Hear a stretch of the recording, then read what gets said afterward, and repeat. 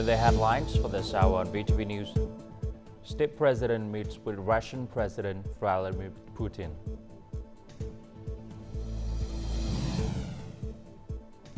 Search continues for 13 missing fishermen off Song Tu Tây Island.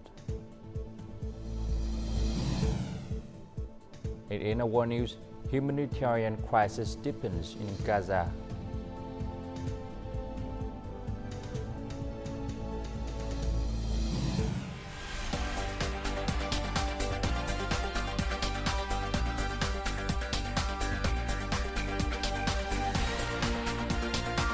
Broadcasting from Hanoi, the capital of Vietnam. VTV News starts right now. Hello, it's 8 a.m. local time in Hanoi. You're watching VTV News. State President Võ Văn Thưởng and a high-ranking delegation of Vietnam arrived at Beijing Capital International Airport on Tuesday, starting a trip to attend the Third Belt and Road Forum for International Cooperation (BRF) at the invitations of General Secretary of the Communist Party of China Central Committee and President of China Xi Jinping.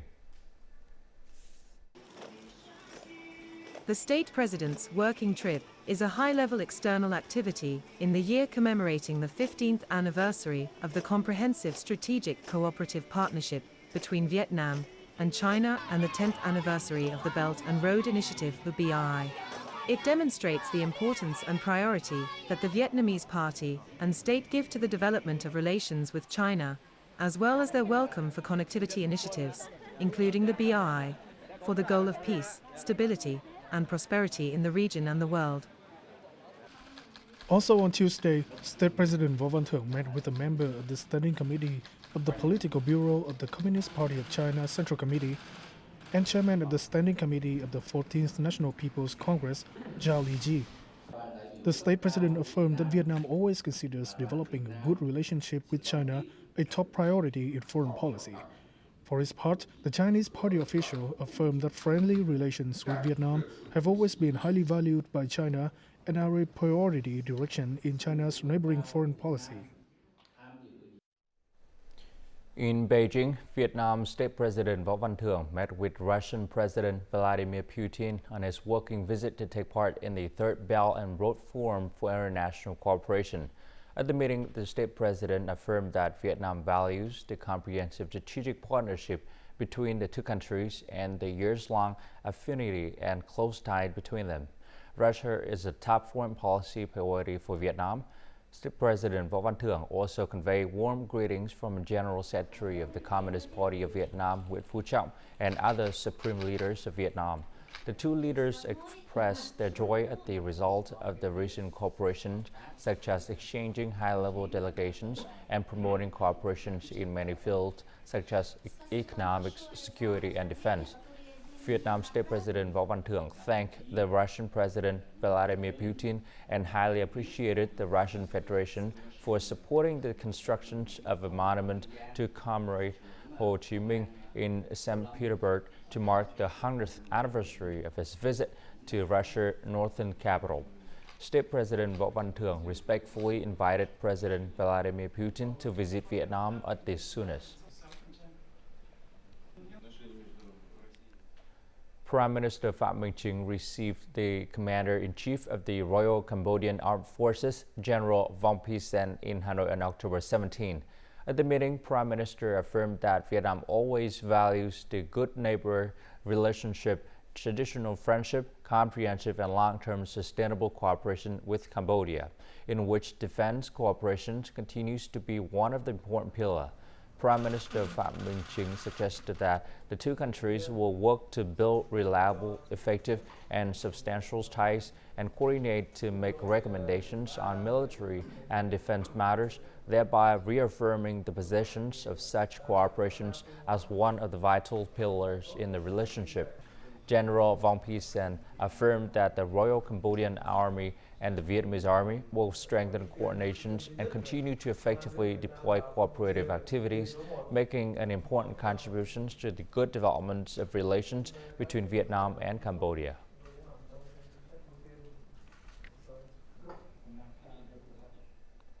Under the chairmanship of National Assembly Chairman Vương Đình Huệ, the National Assembly Standing Committee reviewed and provided opinions on the preparations for the 6th session of the 15th National Assembly on Tuesday morning.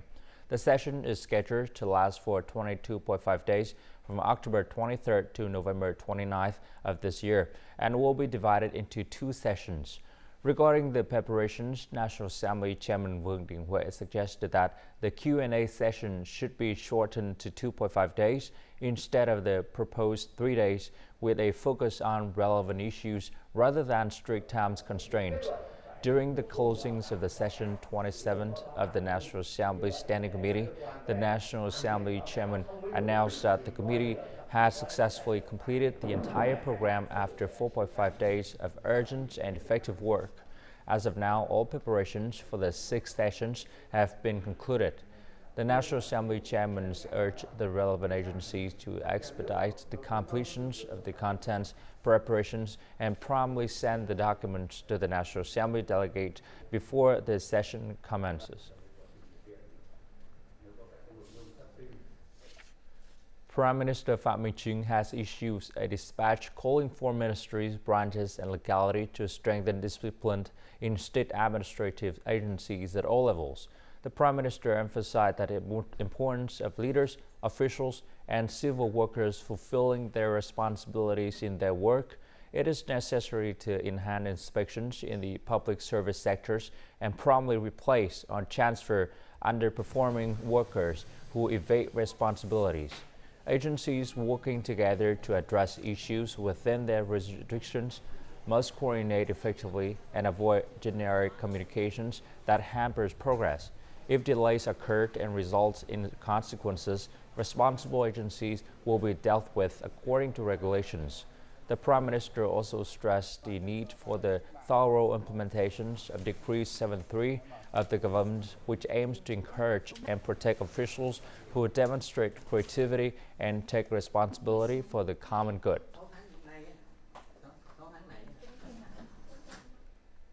Prime Minister Phạm Minh Chính recently requested ministry, branches, and localities to remove obstacles in the process of land management, land use, land allocations, and land valuation.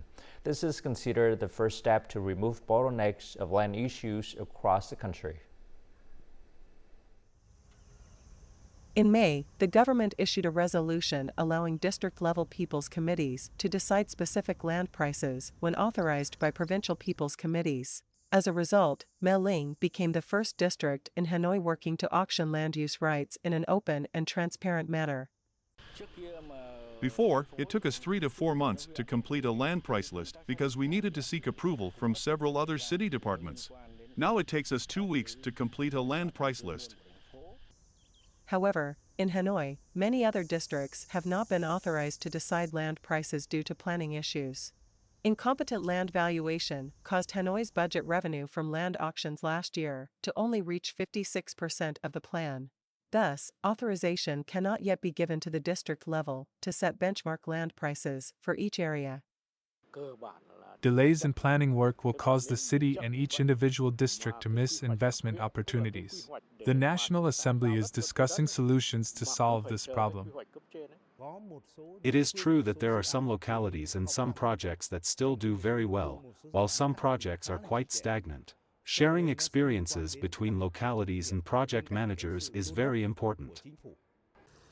The auction of land use rights is currently the main source of revenue for many localities, a great resource for investment in infrastructure and socio-economic development. Therefore, the Prime Minister's request is important to remove obstacles and simplify administrative procedures, as well as strengthen responsibility at the local level, and to effectively turn land resources into socio-economic development. At the invitations of the King of Saudi Arabia, Salman bin Abdulaziz Al Saud, Prime Minister Phạm Minh Chính will lead a high-ranking delegation to Vietnam to attend the Association of Southeast Asian Nations Gulf Cooperation Council Summit, or ASEAN GCC, and visit Saudi Arabia from October 18 to 20th. This important event takes place in the context that Southeast Asian countries, including Vietnam, are increasingly receiving attention in this region. Emirates News Agency is one of the leading media outlets in the Gulf. Recently, articles about Vietnam have always been of interest to the agency, especially information related to production and consumption policies, new visa policies, and travel between the two countries. Vietnam is a very important country for us, and it's very important for us also to make it as much as we can, reachable for the audience, for our audience in the news agencies and also other media outlets as well. According to Kien Chung Chia of the Advanced Technology Fund, Vietnam has risen to become a hot topic in the Gulf when the countries here try to diversify their economies and reduce their dependence on oil. There's this push and pull factor. The push factor is UAE and the region. They are looking at diversifying their after oil, and the pull factor is Vietnam is a very attractive FDI destination due to their policy, due to the 60% population that is less than 35 years. Vietnam's images are more and more popular these days in the Gulf region. The upcoming ASEAN GCC summit is seen as an opportunity to expand potential cooperation of the Gulf countries with ASEAN, especially with Vietnam. GCC ASEAN summit in Riyadh in the backdrop of the GCC's Look East policy. Vietnam is one of the foremost countries in terms of rearranging the global supply chain routes. A lot of manufacturing units around the world are moving towards Vietnam, so the GCC countries will look at it with great interest. Vietnam's attendance at the ASEAN GCC summit is expected to showcase the country's willingness to boost cooperation with the Gulf countries, bringing benefits to the business community and people on both sides.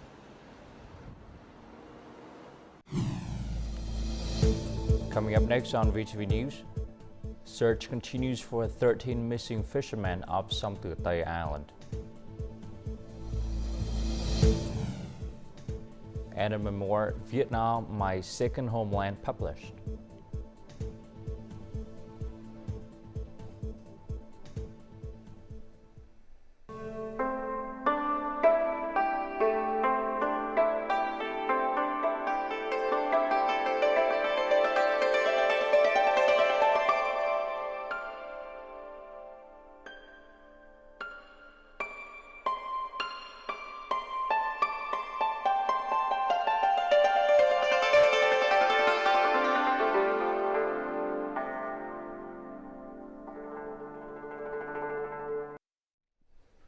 The Vietnam Coast Guard and Navy rescue teams are searching for fishermen who are still missing after their ship sank about 120 to 135 nautical miles off the coast of the Song Tu Tay Islands of Separately Islands in Khánh Hòa Province. At 11 a.m. October 17, 80 fishermen from the two boats had been rescued. Among them, 79 were rescued and one person died from the incident, and 13 have gone missing. The search and rescue team continue looking for missing fishermen and have mobilized 9 ships, including 2 international cargo ships and 7 fishing boats, to continue the search and rescue efforts.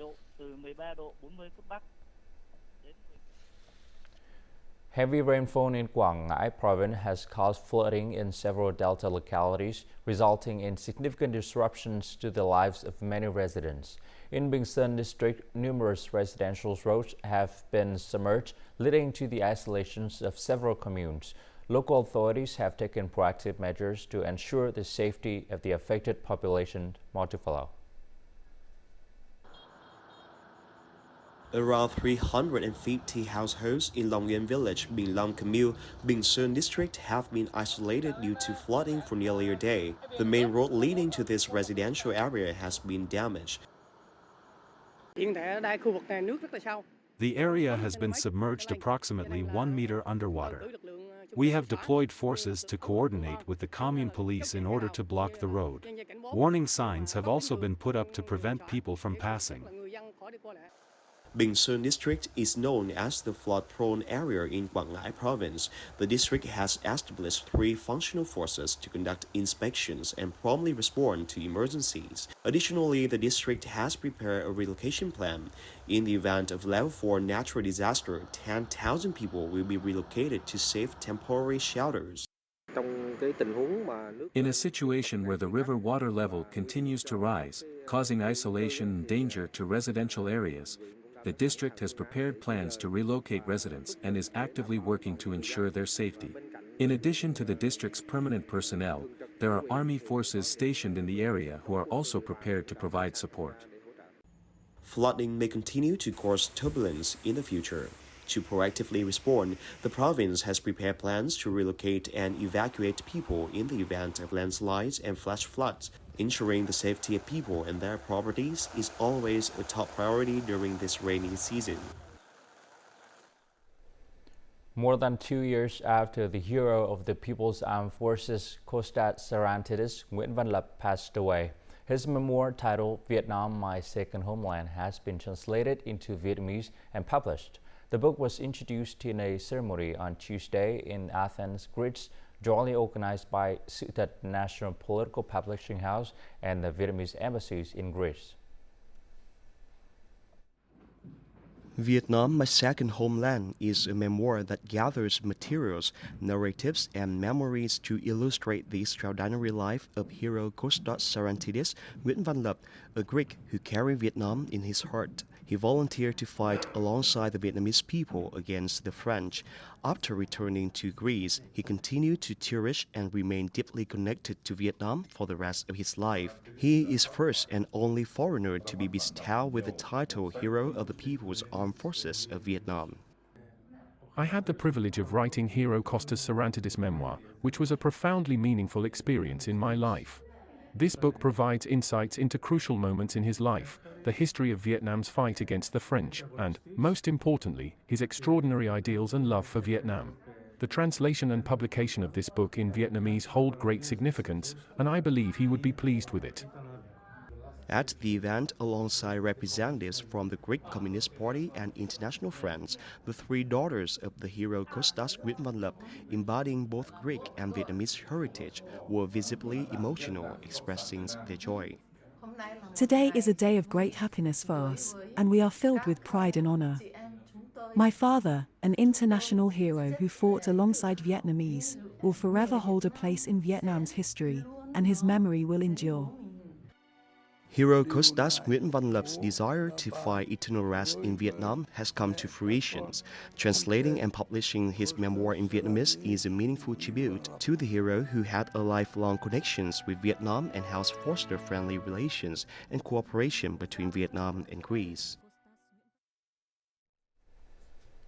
As Vietnam and France mark 50 years of diplomatic relations, it's also important to highlight the 100th anniversary of the Vietnam National Cancer Hospitals, or K Hospital, previously known as the Curie Indochina Institute, founded on October 19, 1923. This institute is part of the Curie Institute Cancer Research and Treatment Network in Paris. Founded in 1921 by renowned scientist Marie Curie, the Curie Institute continues to be a global leader in cancer research and treatment. In 1923, Marie Curie, a two-time Nobel laureate in physics and chemistry, established the Curie Indochina Institute, now known as Vietnam National Cancer Hospital, or K Hospital. The professor introduced the first radium therapy to Vietnam, treating patients from Vietnam and the Southeast Asian region. We are proud that this was the inaugural workplace for the professor and her colleagues. Over the years, especially since the establishment of the K Hospital in 1969, when it branched off from Việt Đức Hospital Cancer Department, the Curie and K Institutes have actively supporting research and education through ongoing exchanges. Our primary collaboration aim between the two institutes will be training programs. We aim to deliver top-notch cancer treatment knowledge and the latest technologies to Vietnam, ultimately improving cancer patient care in the country. This will upgrade K Hospital to greater heights by providing advanced cancer treatment and broadening its reach to the local and global communities. The Curie Institute and K Hospital will maintain their cooperation in research and specialized training, with a particular focus on rare cancer conditions in the future. If the capital city of Hanoi attracts tourists with its ancient beauty, Ho Chi Minh City impresses people with its vibrant and bustling atmosphere. In the first 9 months of this year, Ho Chi Minh City attracted more than 30 million visitors, reaching nearly 80% of the year's target. The city tourism sector is currently focusing on diversifying tourism services, including investing in and upgrading potential attractions such as cultures and historical destinations, as well as river sightseeing to further enhance the city appeal. Adri, a South African tourist, enjoyed getting to try the 1961 to 1972 way of fishing. This activity is highly appealing to tourists at the regional reenactment area of the Cur Chi Tunnel's historical relic in Ho Chi Minh City. In addition to fishing, visitors can conveniently explore Vietnamese history with the newly installed automatic interpretation system. To go into the tunnels, to walk crouched, it's difficult. But it's very odd. The village, it's very interesting to see. Will continue to invest in many new services and interesting games, in addition to continuously renovating and improving service quality to attract customers. Ho Chi Minh City has capitalized on tourism trends by highlighting its historical, cultural, and eco-friendly attractions. The city also prioritizes the development of river tours with high-quality services. Currently, there has been a 30% increase in the number of visitors seeking travel information about Ho Chi Minh City. It is projected that this number will continue to rise during the final months of the year, which are the peak months for international tourism. We invest in large-scale services and increase promotion, aiming at many countries. It is crucial to attract international visitors in the last few months of the year. Besides diversifying tourism services, we are focusing on improving the quality of tours with the aim of increasing tourist spending. Ho Chi Minh City's tourism sector also offers various water entertainment services, such as sailing shows, flyboard shows, artistic lighting, high-altitude paragliding, and traditional boat racing. These efforts are aimed at enhancing the visitor experience.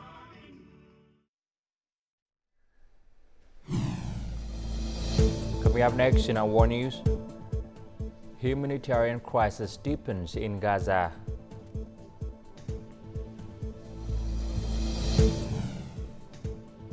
And Russian Duma take first step to revoke ratification of CTBT.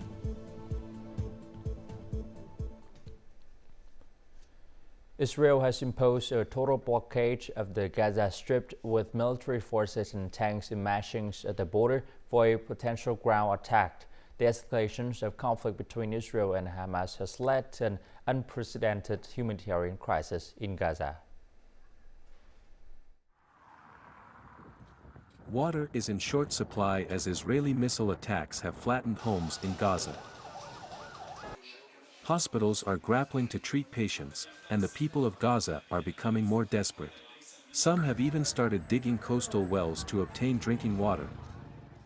No supplies have come into Gaza since the 7th of October. Nothing. No fuel, no food, no water, no other types of assistance. No supplies have gotten into Gaza since the 7th of October. Any supplies since the 7th of October, and our own supplies are running out. The World Health Organization (WHO) also warned that there were only 24 hours of water, electricity, and fuel left in the Gaza Strip. The WHO also said that the bombarded, besieged territory must be allowed to receive convoys of aid, currently stuck at the Rafah border crossing with Egypt. With this situation, the UN humanitarian chief Martin Griffiths said he would be heading to the Middle East on Tuesday to try to help negotiate aid access to the Gaza Strip. World leaders are also actively promoting humanitarian efforts to help the people of Gaza. We're also deeply concerned by the dire and worsening humanitarian crisis in Gaza. Canada is calling for unimpeded humanitarian access and a humanitarian corridor. This horror, Israel has the right to defend itself in line with humanitarian and international law. And right now, Palestinians in Gaza are in need of humanitarian help and aid. the European Union had decided to triple its humanitarian assistance to over 75 million euros to support civilians in need in Gaza. Russian parliament took the first step on Tuesday towards revoking ratifications of the Comprehensive Nuclear Test Ban Treaty, or CTBT. Russia say the aim is to restore parity with the United States, which has signed but never ratified the treaty. Russian parliament speakers VTV4 emphasized that Russia must think about global security and the safety of the citizens and act in their interests. The CTBT is a multilateral treaty to ban nuclear weapon tests, explosions, and any other nuclear explosions for both civilian and military purposes in own environments. It was signed by 187 countries but cannot go into force until 8 Pacific holdouts have signed and ratified it. China, Egypt, Iran, and Israel have signed but not ratified. North Korea, India, and Pakistan have not signed. The Indian government said that it is actively reviewing the minimum export price of the $1,200 per ton of basmati rice amid the industry's concern that outward shipments have been affected due to high value. Additionally, basmati rice farmers are also struggling to sell their produce because millers and traders have stopped coming to dozens of wholesale markets to buy. According to traders, paddy prices of basmati varieties have fallen more than 20% since the government imposed the minimum export price. Earlier this month, the Indian government confirmed that it would continue to maintain a $1,200 per ton minimum export price on basmati rice shipment.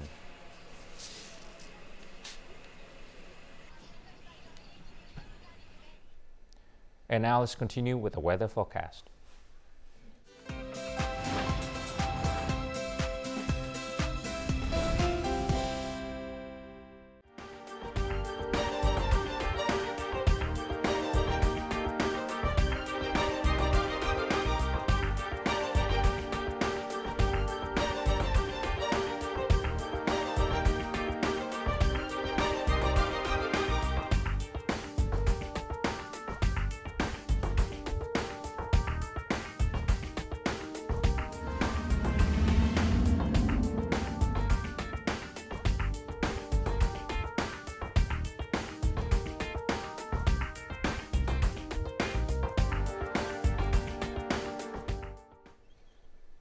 And that's it for this hour on VTV News. To rewatch the program, you can log on to VTVgo.vn or download a mobile application, VTVgo. Thanks for watching and goodbye for now.